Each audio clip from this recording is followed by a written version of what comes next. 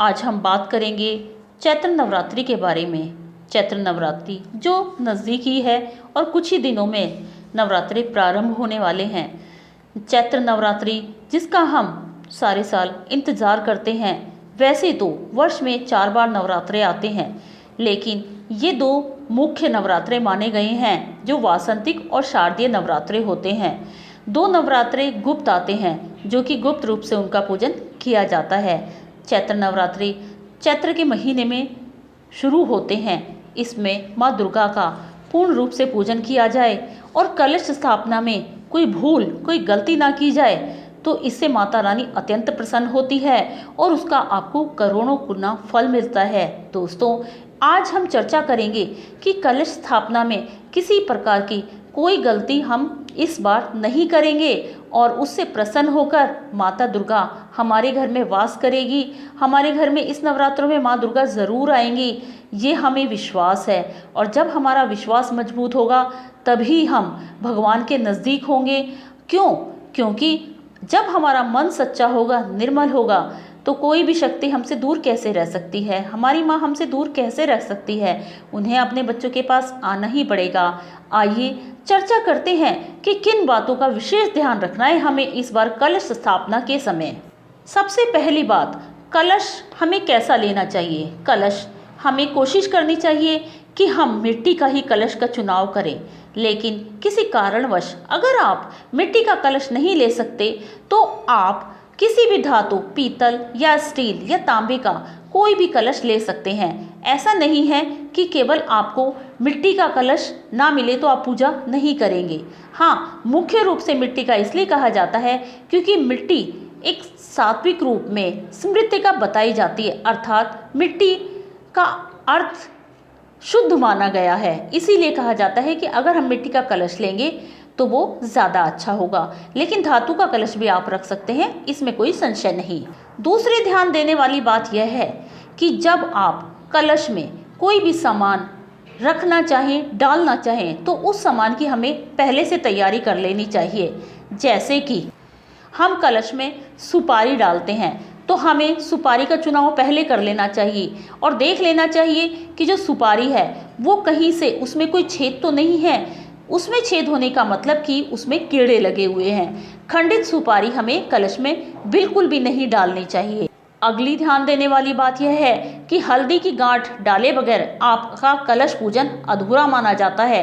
कलश के अंदर हल्दी की गांठ भी डाली जाती है और आप ये जानते हैं कि हल्दी में बहुत जल्दी कीड़ा लग जाता है। तो जब आप हल्दी की गांठ दुकान से लेकर आएँ तो उसको देख परख कर लाएँ कि कहीं से उसके अंदर भी कीड़ा तो नहीं है। अगर आपने ये कीड़े लगी हुई हल्दी कलश में डाल दी तो आपका कलश अपूर्ण माना जाएगा और अशुद्ध माना जाएगा। अगली ध्यान देने वाली बात यह है कि जो दुर्वा घास हम कलश के अंदर डालेंगे वह साफ सुथरी जगह से लाई हुई होनी चाहिए। बेशक आप उसे साफ जगह से लाए हैं, लेकिन कलश में डालने से पहले उसको पूर्ण रूप से साफ जल से धो लेना है और धोने के बाद ही उसको आप कलश में डालें, उससे पहले से नहीं। कलश के अंदर जो आप 1 या 2 रुपए का सिक्का डालें वो सिक्का कहीं से टूटा फूटा ना हो, कटा ना हो, विशेष ध्यान रखें। अर्थात ये भी कलश स्थापना के लिए हानिकारक सिद्ध हो सकता है। कलश के लिए एक मेन चीज़ और हम लेकर आते हैं 5 पल्लव, आम के पत्ते या अशोक के पत्ते, जो भी आपको मिल जाएं दोनों में से। लेकिन इन पत्तों को लाने से पहले आप विशेष ध्यान रखें कि जब आप कलश पे जो पत्ते चारों तरफ लगाएंगे उनको ये आप धो लें, साफ सुथरा रखें। धोने के बाद आप ये चेक कर लें कि कहीं से कोई भी पत्ता कटा फटा तो नहीं है। कटा फटा पत्ता हमें नारियल के नीचे कलश में बिल्कुल भी नहीं लगाना है।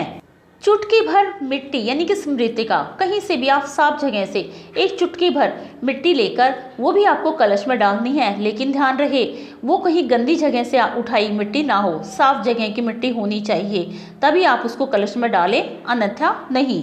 जब ये सारी चीज़ें आप कलश में डाल दें उसके बाद कलश में 5 पल्लव यानी आम के पत्ते या अशोक के पत्ते चारों तरफ लगाकर उसके ऊपर कोई भी ढक्कन, चाहे वो धातु का हो या वो मिट्टी का हो, उसको कलश को पूर्ण रूप से ढक देना चाहिए। ढकने के बाद उस बर्तन के ऊपर आपको उसे खाली नहीं छोड़ना है। उसमें अनाज, चावल या गेहूं जो आपके पास हो उसके ऊपर रख दें। उसके बाद ही आपको नारियल रखना है, खाली जगह में नारियल बिल्कुल नहीं रखना है। उसके बाद जब आप नारियल रखें तो नारियल के ऊपर लाल चुनरी लपेटें, क्योंकि आप जानते हैं माता रानी को लाल रंग अत्यंत प्रिय है। जब आप नारियल पर लाल चुन्नी लपेटेंगे तो उस चुन्नी पर आपको मोली से उसे बांध देना है। कलश स्थापित करते समय हमें इन बातों का विशेष ध्यान रखना है। साथ ही साथ हमें अगर कोई आपके घर में जेंट्स पूजा करता है तो कोई दिक्कत नहीं है, लेकिन अगर कोई लेडी यानी स्त्री पूजा कर रही है तो वो उस दिन अपने बाल धोएगी। तो बाल धोते समय बाल गीले होते हैं, इसलिए उसको अपने सर पर कपड़ा रखकर यानी कि सर को ढककर ही पूजन करना चाहिए, उससे पहले नहीं। और कोशिश करें, चाहे आप नवरात्रि के व्रत रख रहे हैं या नहीं रख रहे हैं, अगर नहीं रख रहे हैं तो आपको कलश स्थापना या माता का पूजन दोनों चीज़ें बिल्कुल खाली पेट ही करनी है, कुछ भी नहीं खाना है। इस चीज़ का विशेष ध्यान रखें। इस बात का विशेष ध्यान रखें कि कलश हमेशा मूर्ति की दाईं तरफ होना चाहिए। इसके अलावा जहाँ पर आप कलश की स्थापना कर रहे हैं उस स्थान पर मिट्टी या बालू का ढेर बनाकर इकट्ठा करके लगाएं, क्योंकि हमें उसी पर कलश को रखना है। कलश को स्थापित करने के बाद हमें ये ध्यान रखना है कि वो कलश के जितना एरिया ले उससे एक्स्ट्रा मिट्टी बाहर रहनी चाहिए। क्यों? क्योंकि हमें उसके अंदर सतनजा यानी कि 7 प्रकार का अनाज या जौ बोने होते हैं, जो कि जब जो बड़े होते हैं तो कलश के चारों तरफ वो उग जाते हैं और धीरे धीरे बढ़ने लगते हैं।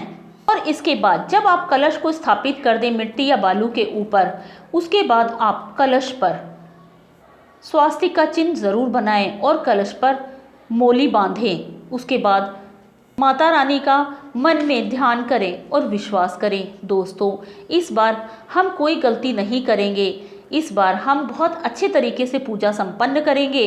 दोस्तों, इस बार हमें माता रानी को मनाना है और ये मैं विश्वास दिलाती हूँ, आप अगर इसी प्रकार अच्छे से सावधानी पूर्वक माता रानी की कलश स्थापना और पूजन करेंगे तो इस बार माता रानी आपके घर में ज़रूर विराजमान होंगी, आपके सारे बिगड़े काम बनेंगे और आपको करोड़ों गुना फल नवरात्रों का प्राप्त होगा।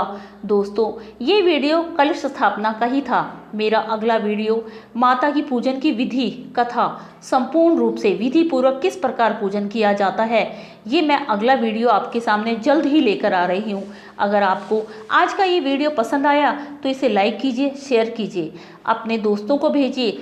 हो सकता है इस वीडियो को सुनकर उन्हें भी अपनी त्रुटियों को सुधारने का मौका मिले और इसका श्रेय आपको ही जाएगा।